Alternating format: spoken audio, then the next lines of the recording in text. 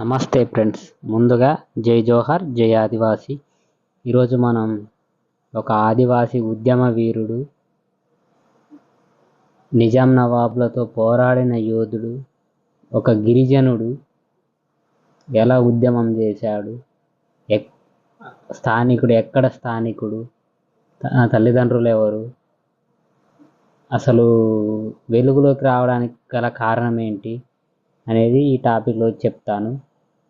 అయితే ఇతను వెలుగులోకి రాకపోవడానికి కారణం ఏంటంటే కొన్ని రాజకీయ పార్టీలని కూడా చెప్పుకోవచ్చు. ఎందుకంటే అతను చేసిన ఉద్యమం ఒక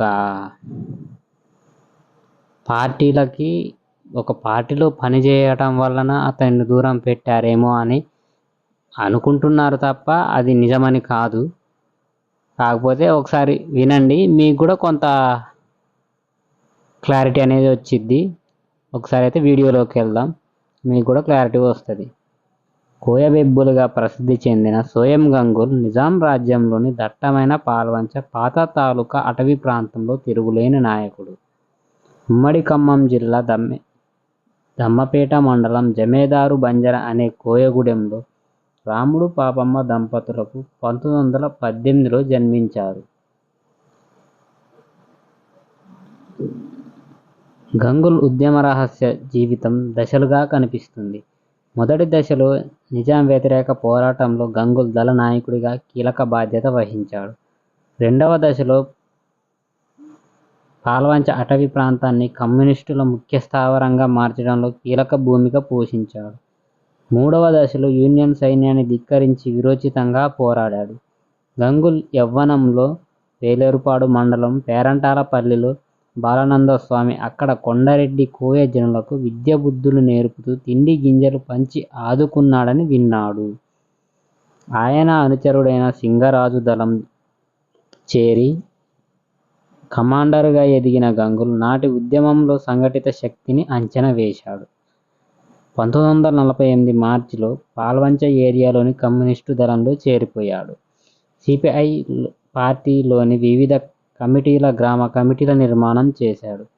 పార్టీలో సెంట్రల్ కమాండర్గా ఎదిగిన గంగుల్ గెరిల్లా దళాల నిర్మాణంలో కీలక పాత్ర పోషించాడు. సోయం గంగుల్ని మట్టుబెడితే తప్ప పాల్వంచ అటవీ ప్రాంతాలలో ఉద్యమాన్ని అణచలేమని పెత్తందార్లు భావించారు.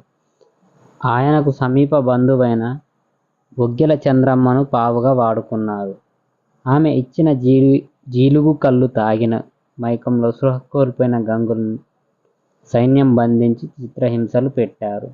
పార్టీ రహస్యాలేని చెప్పని గంగుల్ రుద్రాక్షపల్లిలోని రావి చెట్టుకు కట్టేసి 1951 మే 12న కాల్చి చంపి నిసిగ్గుగా ఎదురు కాల్పుగా చిత్రీకరించారు.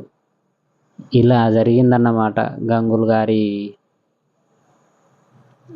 ఉద్యమం.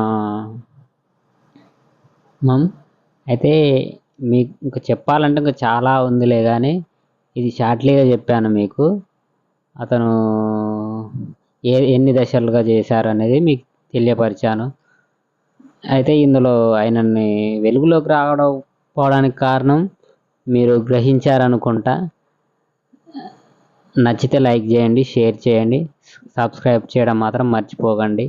Thank you for watching and please support.